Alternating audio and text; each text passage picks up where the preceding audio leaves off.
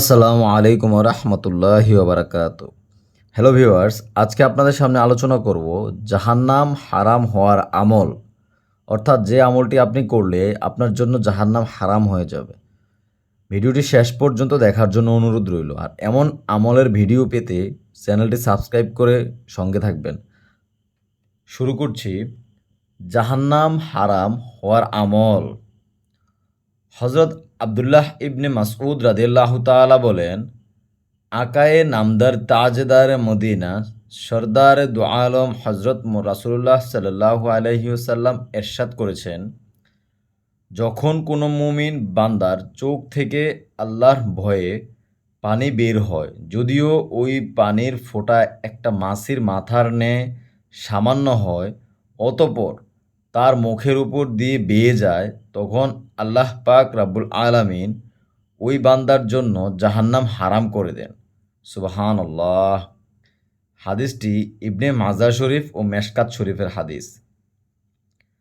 আমরা এই জাতীয় ফজিলতের দোয়া ও আমল কম বেশি যা কিছু আদায় করি তা নিয়মিত করা প্রয়োজন। রাসূলুল্লাহ পাক সাল্লাল্লাহু আলাইহি ওয়াসাল্লাম বলেছেন, আল্লাহ নিকট সর্বাপেক্ষা প্রিয় আমল হচ্ছে যা সর্বদা করা হয়, যদিও তা পরিমাণে কম হয়। এটি বুখারী শরীফ ও মুসলিম শরীফের হাদিস। এই আমলগুলো কত সহজ আর নেকি কত বেশি, আল্লাহ আমাদেরকে আমল করার তৌফিক দান করুন, আমিন।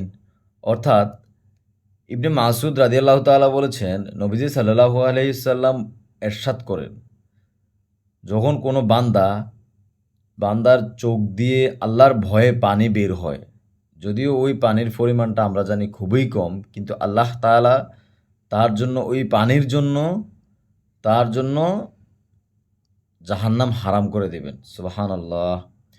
আল্লাহ তাআলা আমাদেরকে বেশি বেশি যে কোনো দোয়া, ছোট ছোট দোয়া এবং আমল সবসময় নিয়মিত করার তৌফিক দান করুক। ভিডিওটি ভালো লাগলে অবশ্যই চ্যানেলটি সাবস্ক্রাইব করে দেবেন। আসসালামু আলাইকুম ওয়া রাহমাতুল্লাহি ওয়া বারাকাতুহু।